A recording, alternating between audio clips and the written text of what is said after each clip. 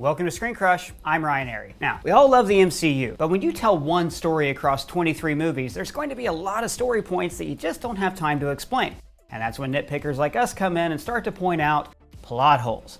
Now, we asked a lot of you to point out your favorite MCU plot holes on our community page, and if you think of any more, let me know them in the comments below. So let's get started. Michael C. says, biggest one in Infinity War. After killing Ebony Maw, Doctor Strange says to Tony, Stark, Yeah. can you get us home? Yet, we all know that Doctor Strange can open a hole and teleport anywhere he chooses to go. He acted as if flying back was the only option. Well, hold on, Michael C. Do we really know that Doctor Strange can open a hole and teleport anywhere he wants to go in the entire universe? They're on a ship jumping through several points of space at once. Now, we learn in Guardians 2 that this is not easy. It ain't healthy for a mammalian body to hop more than 50 jumps at a time. Strange can't exactly teleport from somewhere if he doesn't know where that somewhere is. See the destination in your mind. The clearer the picture, the quicker and easier the gateway will come. Jose V asks, who guarded the Soul Stone before the Red Skull? If no one, then why was he needed to guard it? Well, there's plot holes, and then there's just stuff that's not in the movie. But I have a couple theories about the Soul Stone's previous guardians. Now, we know that the Red Skull was sent to guard the Soul Stone because he tried to use another stone for selfish reasons. A lifetime ago, I too sought the stones, but it cast me out, banished me here, guiding others to a treasure I cannot possess. So, who else would have tried to gather the stones? Maybe the previous Guardian was one of the Celestials. After all, we see one of them using the Power Stone in a Guardians of the Galaxy flashback. There's a little pee coming out of me right now. Maybe they tried to gather all the stones and were all killed in the process. That would explain why Ego is the last one and how the Nowhere Celestial was decapitated. But a more likely candidate is going to surprise you. Hela. We know that Odin, at one point, possessed the Tesseract because he hid it on Earth. And his father, Bor, was wise enough to bury the ether. Bury it deep. Somewhere no one will ever find it. But Hela was far too violent and warmongering for her father. She was so bloodthirsty that she changed his outlook and made him start pursuing peace instead of war. Now maybe she was trying to gather the stones for herself. That would explain the gauntlet in Odin's throne room.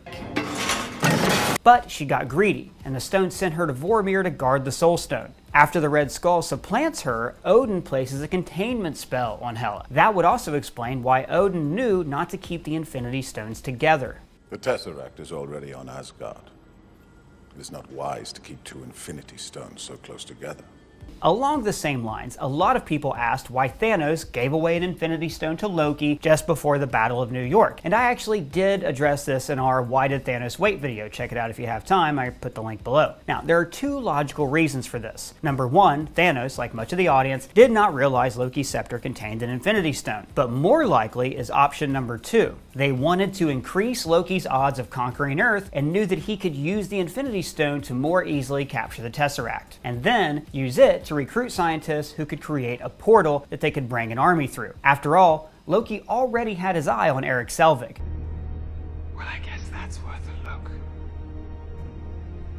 Well, I guess that's worth a look.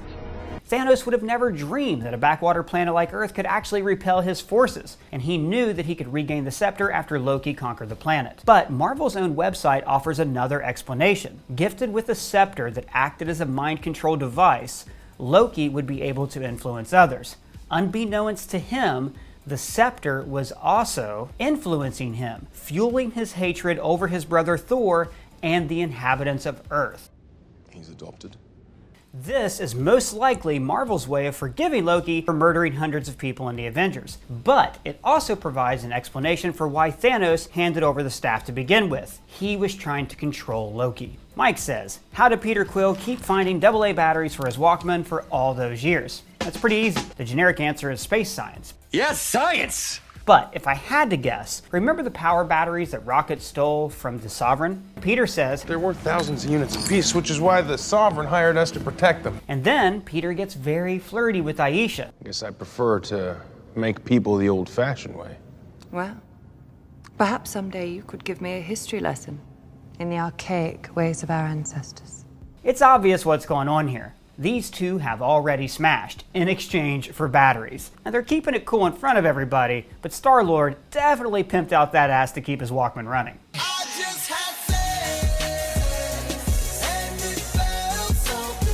Velociraptors of Skyrim asks, in Iron Man 3, Tony Stark gives up being Iron Man.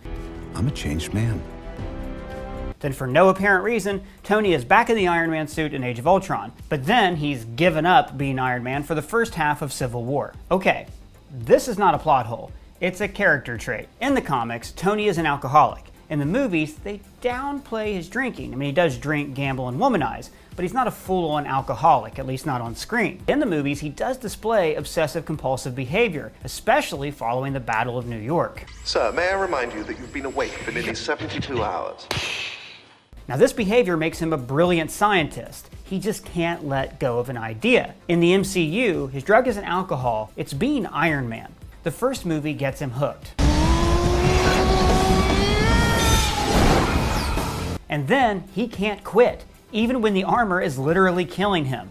This is even addressed in Infinity War. If you wanted to have a kid, you wouldn't have done that.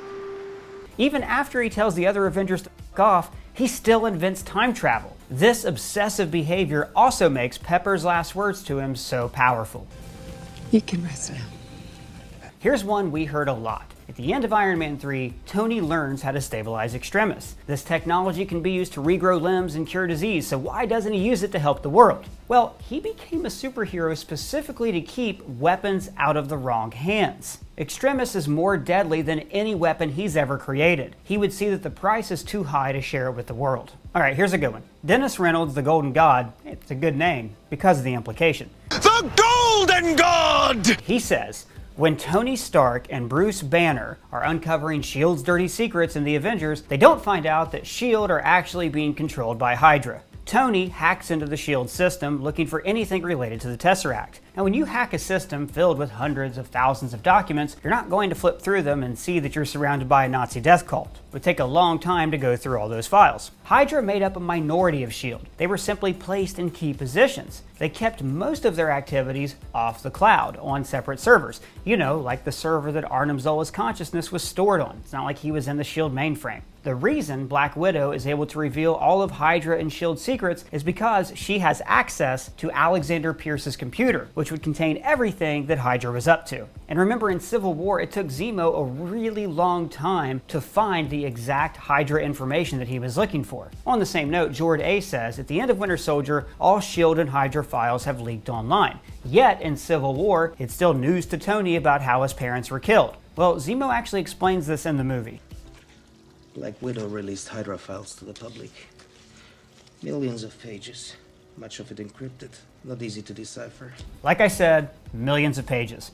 Tony would have no reason to look for his parents' death. As far as he knows, they were just killed in a regular automobile accident. And you notice that when Bucky is accused of the bombing, they don't say that he's renowned terrorist, the Winter Soldier. The public still isn't aware of all of his past criminal actions. But Jordan goes on to say, it was news to everyone that Captain Marvel exists when that info should have been with those leaked files. My take on this? Fury didn't tell anyone about Captain Marvel. In his last scene with Coulson, he keeps at least two secrets: the location of the Tesseract and how he hurt his eye. Oh, motherfucking! As we see in Winter Soldier, Fury lies about his eye so he can build a secret eye scan into the S.H.I.E.L.D. system. Last time I trusted someone, I lost an eye. So is it true? The Kree burned your eye out because you refused to give them the Tesseract? I will neither confirm nor deny the facts of that story. The guy tells lies within lies. He's a spy. Captain, he's the spy. So he kept Carol's existence and the pager a secret.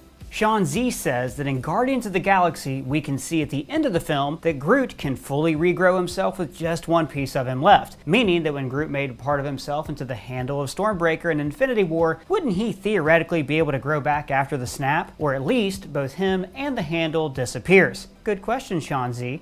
Now, it's not like one piece of Groot randomly regenerated. He's not a worm. Rocket had to plant and regrow a piece of him. Groots are an incredibly rare species, as the collector points out. I never thought I'd meet a Groot. Sir, you must allow me to pay you now so that I may own your carcass. the moment of your death, of course. Maybe Groots only reproduce once after they die. Their entire life essence is then transferred into a new Groot. Also, we've seen Groot lose limbs before. To him, it's like clipping a fingernail. I mean, a new you doesn't regrow every time you clip a fingernail, does it? Does it? So the handle was no longer alive, so it would not disappear in the snap. Okay, this is a big one. Musa S says, Pym particles. They change the size of an object by either reducing or increasing the space between atoms. This means they should not change the weight of the object, only its density. But Hank just walks around with a freaking tank in his pocket. Another thing, how can you shrink between Pym particles to enter the quantum realm if the technology only reduces the space between atoms and not the atoms themselves? There should be a limit to how small one can shrink. Okay, first, your point about the tank. It's not just the tank. Scott is able to run across the barrel of a gun as well. So here's what Hope has to say. When your small energy is compressed, so you have the force of a 200-pound man behind a fist 1/100th of an inch wide, you're like a bullet. You punch too hard, you kill someone, too soft, it's a love tap. Your energy is compressed. Now you mentioned that Pym particles change your density, not your weight. Density is composed of mass and volume, while weight is composed of mass and gravity. Because the Pym particles have decreased the physical mass of these objects, they weigh less. But the potential energy of a shrunk object is still present, it's simply compressed. Scott's training teaches him to control this potential energy, whereas a tank, as an inanimate object, would not be able to harness any of this potential energy. As to your second question about the quantum realm, let's talk about Roz0118's question. How was Hank's wife Janet still alive? She was smaller than any food or even oxygen molecules. I know they say time works differently in the quantum realm, but if the explanation is that to her it wasn't that long, why did she age the same as if she was gone as long as she was? It's very confusingly worded, but I got it. First, a question about time. Scott is in the quantum realm for 5 years, but he thinks it's 5 hours, while Janet Pym ages in real time and does not die. Well, a deleted scene from Ant-Man and the Wasp partially explains this. Worlds upon worlds, entire civilizations, far more than we ever theorized. Nothing works correctly in the quantum realm. You can't apply logical human physiology to this place. In some places, time is slow, in others fast. Janet even absorbs the quantum energy and becomes a quantum battery. You guys just put the word quantum in front of everything? So, when you shrink to a certain size, when you hit the event horizon of the quantum realm, it doesn't matter that your atoms aren't shrinking. Just the fact that they're that small means that they shrink because they're close to the quantum realm. In the quantum realm, atoms, molecules, none of it matters. None of the regular rules make any sense. You would enter a reality.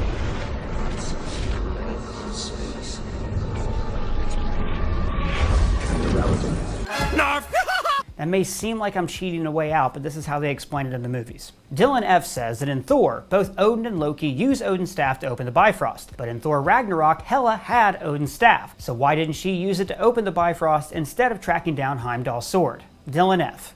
Do you really think that Odin, after Loki used his staff to attempt genocide, that he would still allow it to open the Bifrost? I'm sure that when they rebuilt it before Thor the Dark World, he would have made Heimdall's sword the only key. Or Odin would have made it to where he could open the Bifrost without any key at all. Ricardo F. says that in Endgame, they said they needed Pym particles for each person round trip, but still, Nebula brought Thanos, his ship, his army, everybody to the Avengers timeline. Okay, I think I might have covered this in our Avengers Plot Holes Explained video, check that out if you have time, but I will explain again. 2014 Nebula grabs the wristband and Pym particles from present-day Nebula and delivers them to Thanos. Thanos and his scientists possess technology far greater than anything the Avengers or Tony Stark or Hank Pym has ever seen. It's implied that they were able to synthesize the Pym particles and recreate the mechanics of the wristband to travel to the Avengers timeline, after creating their own time travel device. They're able to do this because Nebula is anchored in the Avengers' time and place, so Thanos knows exactly where and when to arrive. So why does he jump to this exact moment and not some other time and place? Because this is the exact time and place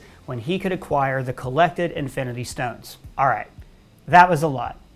So I'm going to stop there. But if you know of any more MCU plot holes, please tell them to me in the comments or at me on Twitter. And if you're new here, please subscribe. For Screen Crush, I'm Ryan Airy.